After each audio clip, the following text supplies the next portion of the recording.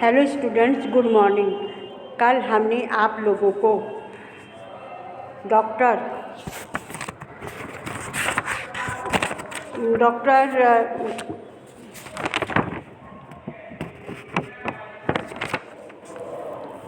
वासुदेव अग्रवाल के विषय में भी बताया था, उनके जीवन परिचय के बारे में बताया था और एक पैराग्राफ की व्याख्या और उसके प्रश्न उत्तर भी समझाए थे। आज आप उसका राष्ट्र स्वरूप का दूसरा पार्ट, राष्ट्र स्वरूप का आप दूसरा पैराग्राफ देखिए और फिर उसकी व्याख्या भी समझिए। देखिए कि राष्ट्र का तीसरा अंग क्या है? जन की संस्कृति है। राष्ट्र का तीसरा अंग जन की संस्कृति है। मनुष्य ने युगों युगों में जिस सभ्यता का निर्माण किया है, वही उसके जीवन की श्वास प्रश्वास है। अब आप देखिए, बिना संस्कृति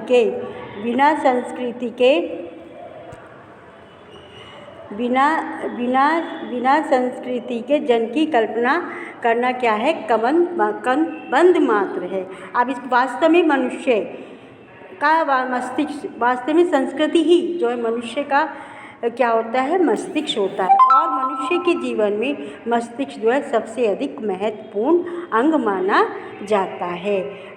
सबसे अधिक महत्वपूर्ण अंग माना जाता है। और क्योंकि मानव जीवन का संचालन बिना संस्कृति जन का मस्तिष्क, संस्कृति के विकास और समुदाय के द्वारा ही राष्ट्र की वृद्धि संभव है। किसकी वृद्धि संभव है? राष्ट्र की वृद्धि संभव है। देखिए अब इसका क्योंकि मानव शरीर का संचालन और नियंत्रण जो है उसी में होता है। जिस प्रकार से मस्तिष्क से रहित, यदि मस्तिष्क ना हो तो धड़ को व्यक्ति नहीं कहा जाता। मस्तिष्क से रहित धड़ को क्या नहीं कहा जाता? व्यक्ति नहीं कहा जा सकता है। अर्थात मस्तिष्क के बिना मनुष्य की कल्पना भी नहीं की जा सकती है। उसी प्रकार संस्कृति के बिना भी मानव जीवन की कल्पना नहीं की जा सकती है। किसकी कल्पना नहीं की जा सकती? कि मानव मस्तिष्क के बिना मनुष्य की कल्पना नहीं की जा सकती है। उसी प्रकार से संस्कृति के बिना भी मानव जीवन की कल्पना नहीं की जा सकती है। अब इसलिए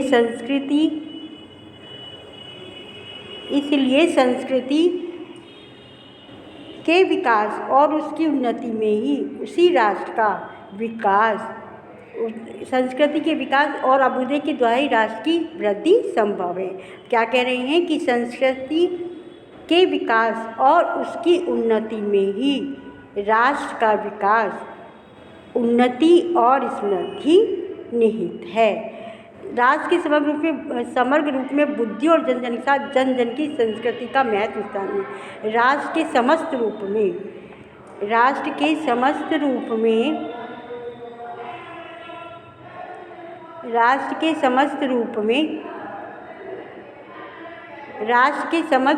बुद्धि और जन के साथ साथ जन की संस्कृति का भी बहुत महत्वपूर्ण स्थान है। यदि भूमि और जन अपनी संस्कृति से विरहित कर दिए जाए,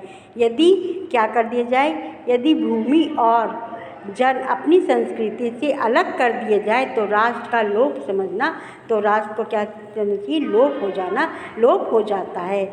और जीवन के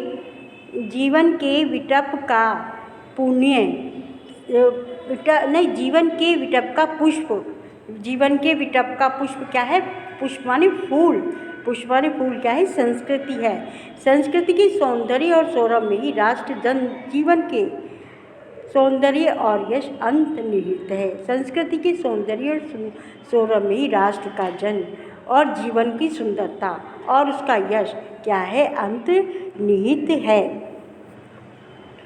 ज्ञान और कर्म दोनों के पारस्परिक प्रकाश की संज्ञा संस्कृति है। ज्ञान और कर्म दोनों के, ज्ञान भी होना चाहिए और कर्म अच्छे होने चाहिए, तो उसका पारस्परिक प्रकाश की संज्ञा क्या है? अच्छी संस्कृति माना जाता है। अब इसके आप क्वेश्चन आंसर देखिए। उपयुक्त गद्यांश के पाठ और लेखक का नाम लिखिए। उपयुक्त पाठ के लेखक गद्यांश के पाठ हो गया राष्ट्र स्वरूप, और लेखक हो गए इसके डॉक्टर वासुदेव शरण अग्रवाल।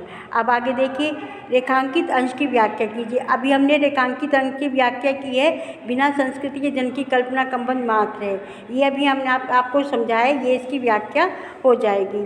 राष्ट्र के समग्र रूप में भूमि और जन के साथ साथ किसका विकास महत्वपूर्ण है? देखिए, राष्ट्र के समग्र रूप में भूमि और जन के साथ साथ जन की संस्कृति का, किसका? जन की संस्कृति का महत्वपूर्ण स्थान है। अब आगे देखिए क्वेश्चन, अब आगे आता है कि कब राष्ट्र का लोप हो जाना चाहिए? कब राष्ट्र का लोप हो जाना चाहिए? इसका आंसर देखिए, कब राष्ट्र का लोप हो जाना चाहिए? अब इसका आंसर देखिए आप,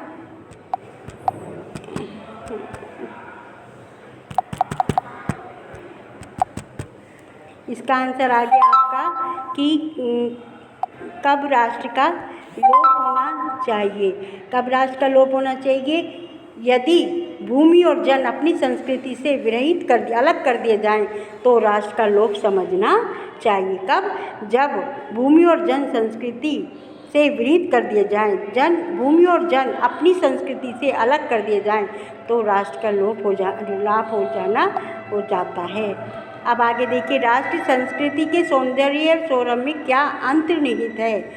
राष्ट्र संस्कृति के सौंदर्य और सौरभ में राष्ट्र जन के जीवन का, किसका? जीवन का सौंदर्य अंतर्निहित है। अब आगे देखिए, राष्ट्र की वृद्धि कैसे संभव है? उन्होंने कहा है राष्ट्र की वृद्धि कैसे संभव है? संस्कृति के विकास और उन्नति के द्वारा ही, संस्कृति के विकास और माने उन्नति के द्वारा ही राष्ट्र की वृद्धि संभव है। किसकी से? देखो दोबारा देख लीजिए, राष्ट्र की वृद्धि कैसे संभव है?